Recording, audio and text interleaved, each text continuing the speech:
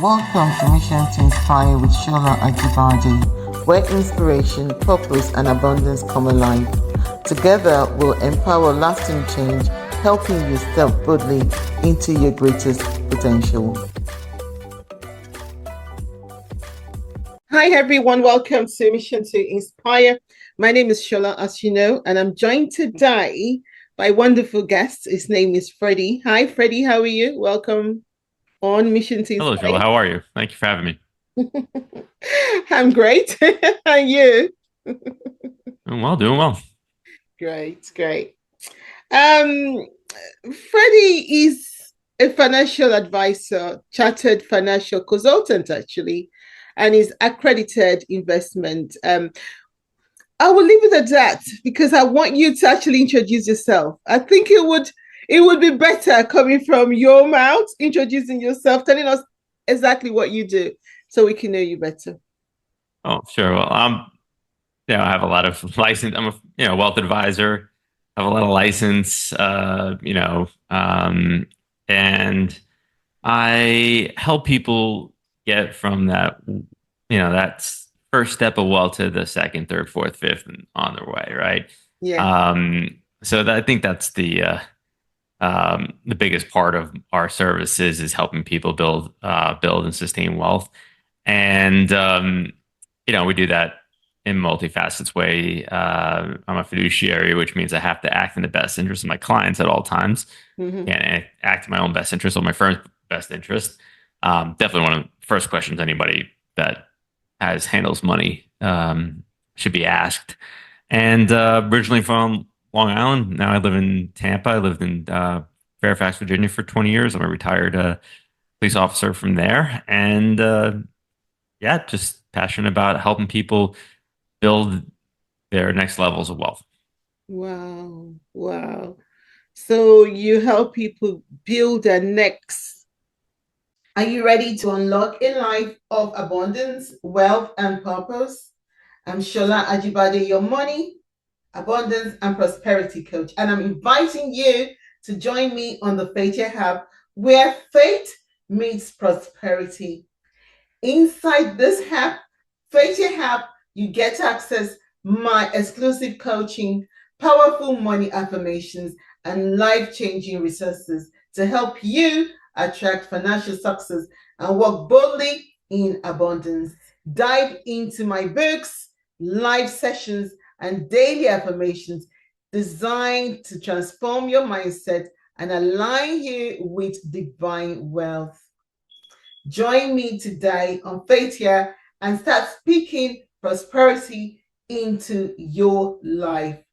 Download the app, Faith Here app, now and step into your season of massive abundance. I shall see you on Faith Here app. Join me there and see you soon. Yeah, it's the next level, right? So, Yeah. um, it's more about helping people excel from that saving mentality and help them get into the investing mentality and the building mentality and the cash flow mentality. Mm-hmm. A little bit different than typical uh, financial advisors that are always stressing just save everything. And I don't do that. Saving money sucks. Um, it's difficult to do. It's like if you held sand at the beach. You held this, that's like saving money. It's like trying to hold sand in your hand. You can hold the sand for a little while, but if you Yeah. stay there for a long time, it slowly but surely grains of that sand is going to slip through Yeah, your fingers. that's And true. sooner or later, you're going to be left with not a whole lot. Nothing. Saving money doesn't work. Yeah. It's part of the process, though. So I don't want to discount it altogether. Like, don't save any money. That's crazy. But it's just part of the process. It's not the process. Not the process. Okay. So you've got so from checkers to chase. Mm-hmm. So you've used all this interesting analogy to comparing middle class finance to checkers and wealthy finance to chess.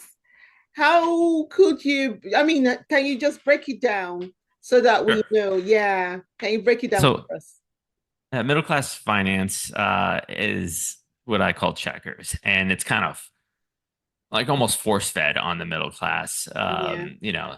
Saving retirement accounts, have a big emergency fund, have insurances, be debt free, and I don't say there's anything wrong with checkers.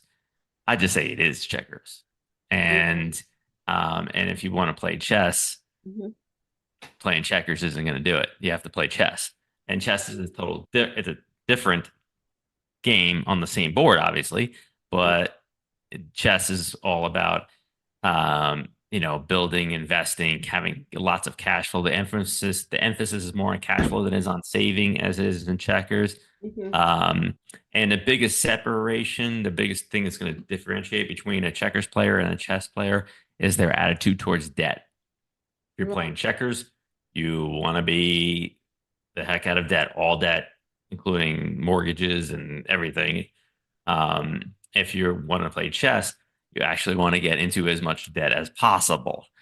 And when I'm using debt in this context, I don't mean like running up your credit cards or at Walmart or something like that. I mean using leverage to purchase cash flowing assets that's going to produce more income for you. And it's also going to lower your tax liability. So, and there's in my opinion, a very big do as I say, not as I do element in the financial world right now, where they're telling you play checkers, play checkers, play checkers. Meanwhile, they take the money and then they play chess with it, You did. because they're looking to build assets for their companies, their personal lives, or whatever.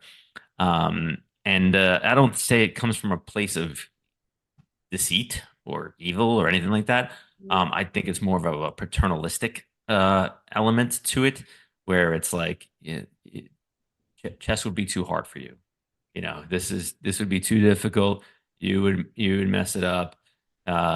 Leave it to the adults to play chess, and you just play checkers your whole life. And you can be happy playing checkers. You can have a nice life. You can retire, and if that's going to make you happy, I want you to stay there. I want you to do that. But I also don't want you screaming at the moon, why do the rich keep getting richer?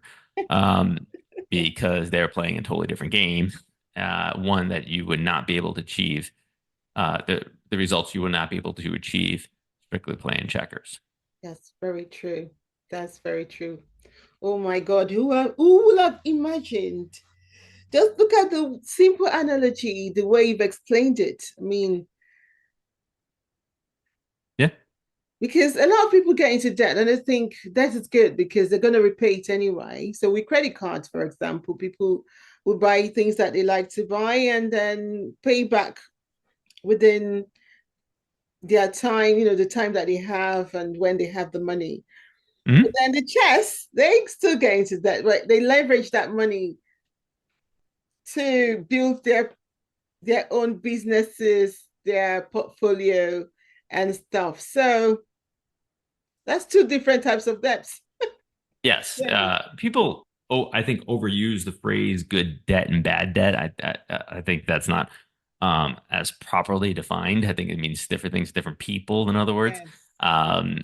but using debt to by purchasing cash flowing assets Mm-hmm. that's going to pay the debt back and put some revenue in your pocket, so you can afford things. It's very different than checkers. Checkers is all about saving. It's all about compound interest. Compound interest, in my opinion, is one of the most oversold concepts to the Mm. middle class. I don't say it's wrong because it's math. It can't be wrong. I'm just saying it's oversold as a way to become wealthy. Right. The simple reason is people just don't live long enough for checkers, for the checker strategy for compound interest to carry them to wealth. You just don't live long enough. And people don't want to be wealthy 400 years from now. They're going to be dead, right? So they want to be, they want to Where be did then? yeah, they want it, much sooner than that, and now would be even better, right? Yeah. Of course, but Yeah, but the checker strategy, a lot of it I consider like the golden wheelchair strategy, where you're saving all this money for 30, 40 years, and when you finally get to that number, whatever that number is that you were looking to save, and you may not be physically unable to enjoy your life the way you want Mm, to, or you mm, just might be dead, which is even worse, right? So the in my opinion, the emphasis should be on how do we create wealth now, right? And gradually grow, and build that cash flow to be mm. able to enjoy our lives now. And it's just a different mindset altogether. And I guess I'm just one of the few wealth advisors out there that's just willing to say it out loud. That's true. So leveraging debt for wealth. Many Hmm? people fear that, just like you said. But you suggest that the wealthy use it strategically. Yeah. Yeah, of Um, course. I'll ask a question, right? okay. And I want you to answer me. Yeah. How much money would you borrow from me if you knew somebody else was going to pay it back? How much money will I borrow from you if I knew someone else would pay back? That's right. If I knew somebody else would pay back the money that I borrowed, not me paying it back. Yeah, how much money would you borrow from me? I want a number. Oh my God. It would depend on how much you have. I'll borrow a lot. Right. That is the correct answer, right? You would borrow as much as you could from me. You said as it depends on how much you have. Yeah. You would borrow as much money from me if you knew somebody else was going to pay it back, Yes. right? So that's what we're talking about, right? So, we're not talking about you paying it back. You're talking about somebody else paying it back. Of course, there's risk involved. There's no guarantee that this business or this piece of real estate or whatever you're purchasing is definitely going to pay back the loan, right? Yeah. That's why you need assets first. Uh, you need um, you need money to be able to borrow like against, right? To say, okay, well, if I have like $1 million in my accounts, right, cumulatively or whatever, instead of using that money to buy something, I would take out the loan, but you have the Of the money to pay it money. back. Mm-hmm. You just don't want to pay it back. You want somebody else to pay it back, Yeah. right? Mm-hmm. So, depending on how much money you have, will depend on how much a lender is willing The lenders. Yeah. to lend, right? Mm-hmm. And you'd use that money. You don't use that money to go on, the vacations or whatever. You use that Mm-hmm. money to buy the asset, which would be the real estate or the business or something like that. Yeah. And the money that asset is generating, Mm-hmm. part of that money, of course, goes paid back the loan. But there should be an excess, hopefully. Then that's the money you use to go on vacation. You Yes. never used any of your own money in that scenario, Mm-hmm. and the middle class just misses that concept time and time again. And they're Mm-hmm. focusing on compound interest. They're focusing on rates of return and the market. They're focusing on trading more time for more dollars, and those strategies don't work.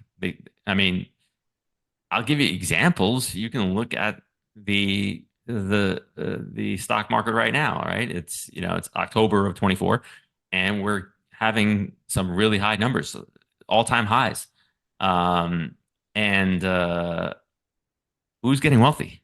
Do you know anybody that's just like quitting their job and going And out and buying some vacation homes everywhere or something like that because because the market's at all time highs? All no. right.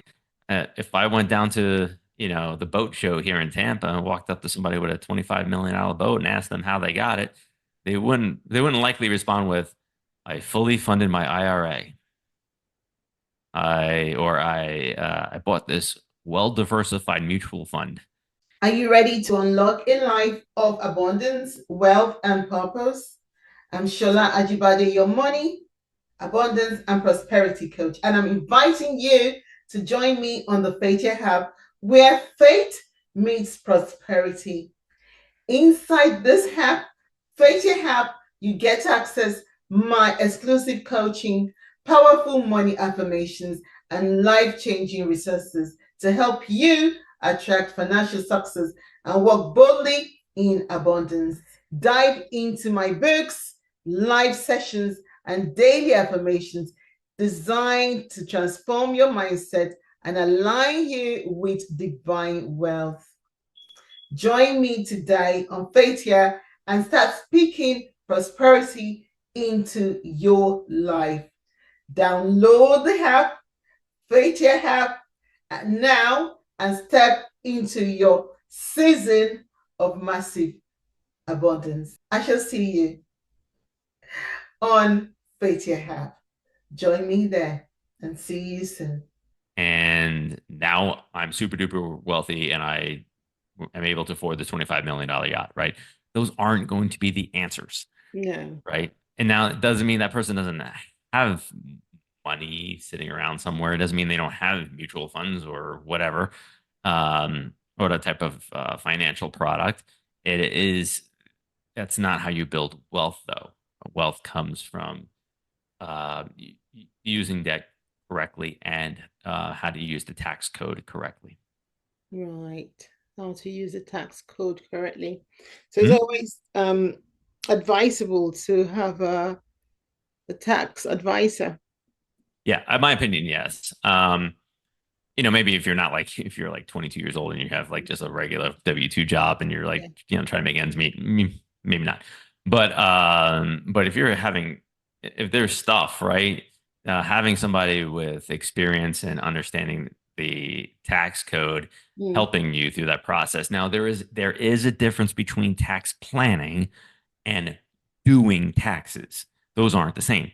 So tax planning is I, we're gonna go have meetings. We're gonna see what we can do to lower your your tax liability throughout this year, mm, and making some moves right to do that.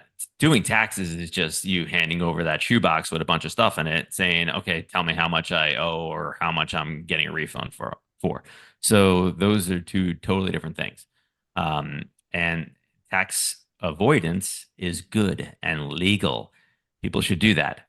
Tax evasion is mm, bad and illegal. Don't do that. But if you are getting a tax break for something, you're actually doing something that's beneficial for the government. That's why they made a tax break for it. It's not like just because. Like if there's a tax break, the government benefits in some way. Um, there's tax advantages to real estate, lots of them. And the biggest reason, in my opinion, is that it creates natural rent control with all of us landlords, um, to be in competition with each other for the renter. So we create a market that keeps the rent relatively low. I know a lot of people disagree that their rent's low, but the competition creates a market where the rent is low. mm, You have tax advantages for business owners, right? They get to write a lot of stuff off. Why? Well, why does the government want you to start a business? Because you will create more jobs. And if you're creating jobs, you're creating probably more W-2 income jobs, right? mm. Employees. Yeah. And the government hammers W-2 employees, just crushes them, right? Mm, So they will gladly incentivize the business owner who's taking a risk mm, to to create a business that's going to create more jobs so they can hammer the employees in taxes, mm, right? mm, Well, even more simple stuff like why does the government give you tax tax breaks on having kids? Like tax there's tax advantages to having kids. Why? Well, you just created future taxpayers for mm. for the government. They're going to grow up and they're going to get jobs Mm, and they're going to pay taxes, right? So you created a future income pool for the government. So if once you start looking at the tax code in a different light and you're saying, wow, this is actually a guide on how to become wealthy instead of, oh, this is a rip-off system. as soon Mm, as you can make that change in your mindset, mhm, um, you know, in my opinion, more wealth will come to you, um, because you now become a partner with Uncle Sam, not not like an mm. adversarial relationship. That's true. That is very true. Oh my God. You used to be a law enforcement personnel. Mm. And Yes, yeah, I was a then you police officer for 20 years. transitioned to financial advice. So, Yeah, I get that question a lot. Yeah, it's I know it's different. But I've always been interested in finance. And I was a hardcore checkers player when I was, a young police officer, working a ton of overtime, trying to save money, trying to do all those things.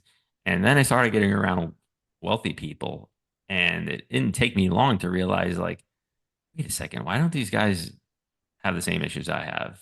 And I would ask them, and one thing about wealthy people, generally they'll tell you, like, they're not looking to keep secrets. They genuinely like to help people. And once they started explaining the chess strategies and the chess mindset, um, I, you know, doors started opening, my eyes started opening up. I'm like, wait a second, it, I don't want to just do what the financial world is telling me to do. I want to do what they're doing. Um, so yeah, so once you get into those, once I got out of that checkers mindset, started the firm about my 13th year in law enforcement, and for a bunch of years there, I had two careers. I had my office was right next to my police station. I was literally running back and forth across the street, um, basically working two careers while my kids were small, and it was a lot of work, but it worked out, and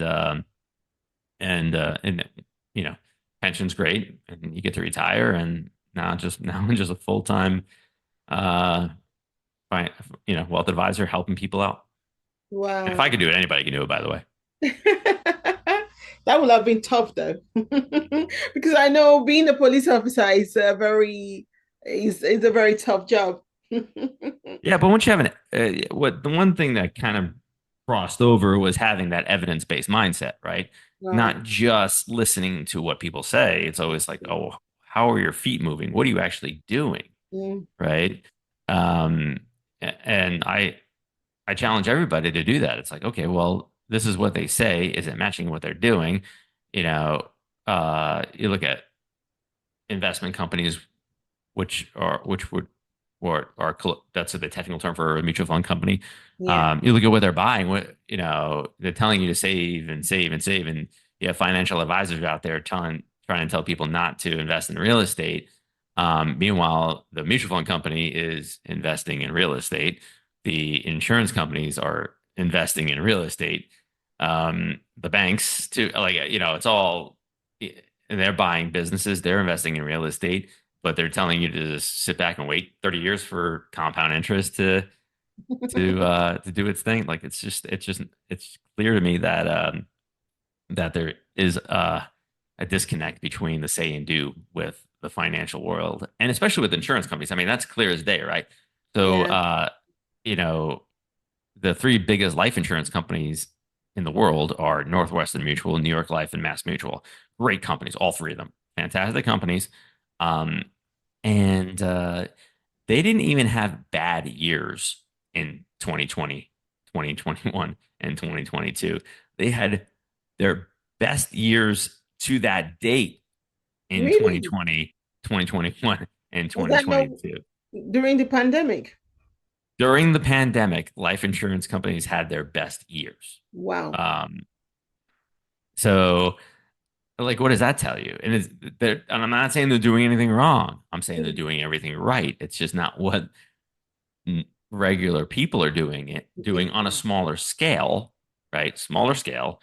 Um, and Yeah, I mean, it's just that was that was absolutely mind-boggling to me. And again, I'm just pointing it out that what they insure is life, and life is dying, and they're still doing really well. I mean, that means they're doing something good. That's true. Oh my God. That's true. That's very true. Cash flow Mhm. versus savings. You were just talking about that as well. Mhm. Many people are taught to save and save and save and save, just like you said. But you promote the idea of leveraging assets for cash flow. Now, some people don't know what assets to leverage for their cash flow. You talked about properties, but not a Mhm. lot of people want to do properties. Yeah. Yep. Why is the generating cash flow so important? You know? Because that's what you use to enjoy your life. You use cash flow. You don't, in my instance, my 13-year-old son plays competitive travel baseball, and my 12-year-old daughter does competitive cheer. Believe me, neither of those activities are cheap. you know, there's a lot of expenses. I know. Um, but the investments, that's not what's funding those. It's the cash flow, right? So saving money and not doing those things doesn't help. Like they're only going to be kids once, That's right? very true. So developing cash flow so you can enjoy your life now. I'm not discounting savings. That's part of it, right? It's just not it. So you can use the cash flow to purchase things. Income is what makes you wealthy, in my opinion. It's not savings. It's not the saving, It's not the investments. It's the income, the income. right? If you're saving, you're trying to create future income. Mm, So the problem is, when is that going to be, right? So if you are able to develop a system where you're able to save and develop income now, you can actually enjoy your life now, not waiting, not a waiting. million years. That's true. That's true. So building a financial plan for success is what we need to do. Yeah. So when we talk about financial plans, right? Like the actual documents, Hmm. like the three-ring binder that a financial planner will sell you, that could be really good use for like a doorstop Right. or a coaster or something. Mhm. That is not what's going to help you, in my opinion. What's going to help you is planning, do like understanding that these we're going to plan, and those plans are probably going to need to be changed very very quickly, and be done on the fly. So not just having a physical item that's financial planning. Like no, because plans don't work. Like, they just like no plan has ever worked. God is always laughing at your plans. Um, so just understanding that, going through the process, and more of the mental process, in my opinion, is more important. And having a wealth advisor who is going to share the expertise and guide that person through that process is more important than the physical documents. Right. Okay. What are the first three steps that we should take when we want to set up a strong financial foundation? In my opinion, first thing we do is take inventory. So, okay, how much stuff do we have? Where do we have it? Hmm. Is it in? Is it good? Right? Or are we in a good spot? Yeah. Um, and sometimes it's a question of, are we even playing checkers well? Like, if you're not playing checkers well, we may not want to jump over the chess just yet. Like, we might want to master checkers first, Checkers right? first. Hmm. Um, and but once we have all that and we are in a good spot, there's a process we use with our clients that we go over debt capacity, which is like financially the amount of debt that you could take out and be able to use. Hmm. And then we go over debt tolerance, which is how much you're willing of that number to use, right? And then it's really about going over, okay, what are we going to use this for to be able to create income? So and of course we're managing the assets and trying to get the best rate of return we can for our clients with the money that's in the market. We're not discounting that at all. We're just saying that it's the money you let us manage is not going to by itself likely lead to a promised land. It's going Yeah. to be the actions you take with our guidance afterwards that's Right. going to help you get there. Wow. Wow. Thank you so much. Thank you so much. Oh my God. You know those little nuggets, those little tips, those little strategies that you shared, they seem so simple, Mm-hmm. but they are really powerful. There's things that we could do on our daily, in our daily lives, to be honest. Thank you so much for coming on our show today. Have you got any inspirational advice for people out there? Um, sure. Successful people are the people willing to do the things they don't want to do in order to get where they want to be. So, if you're willing to do those things, doesn't mean you need to like it. You just need to do it. Um, but in my opinion, that's been the secret to my success is being willing to do some things. And I'm like, oh, I really don't want to do that, but I know it's going to help me get to where I want to go. Um, and the second thing is like, and this one's hard. Uh, it's really hard to not take financial advice from people who love you. It's really Um, hard not to take financial advice from people that love. Okay. yes. And it's not that they don't want you to be successful. Unless they are successful, then feel free to take all the advice you want. But if they are not super successful, not taking the advice might be the best thing. And it's not that they don't want you to be successful in it. They don't want you to have nice things or anything like that. It's just that they're projecting their fears and their life experiences onto you. And like I said, if a regular police officer can do it, I still believe anybody can. Anybody can. Oh my God. Thank you so much for coming on our show today, Freddie. Thank you so much for coming on our show. Oh my God. Oh my God. I'm sure you've inspired people on mastering their financial game. Oh my God. And how to play the chess instead of Mhm. checkers. Because a lot of people are actually checkers. A lot of people they are fine with it. They are happy where they are. But Yeah, if you're happy playing checkers, continue playing checkers. Just don't expect to become wealthy. It just likely won't happen. But people can, if they, want to read the book. It's called Playing the Wealth Game. It's available on Amazon. Um, and it's a self-discovery book. By the end of that book, people should know whether they are a checkers or a chess player and if they want to change. okay. What's the title of the book again? Playing the Wealth Game. Playing the Wealth Game. Oh my God. Wow. That is nice. And it's available on Amazon. Yes, and Barnes and Nobles, but yeah, I know most people. I Yeah. know a lot of people use Yeah. A Amazon lot now. of people use Amazon. Yes. Oh, that's great. Thank you so much for coming on our show today. And now Thank we you. Thanks know for where having me. to we now know where to buy the book. Hmm, So sounds good. thank you everyone for joining us today. Keep watching, keep listening to Mission to Inspire. Thank you everyone. Bye. That is in that it actually prioritizes income over market value. That it actually prioritizes income over market value.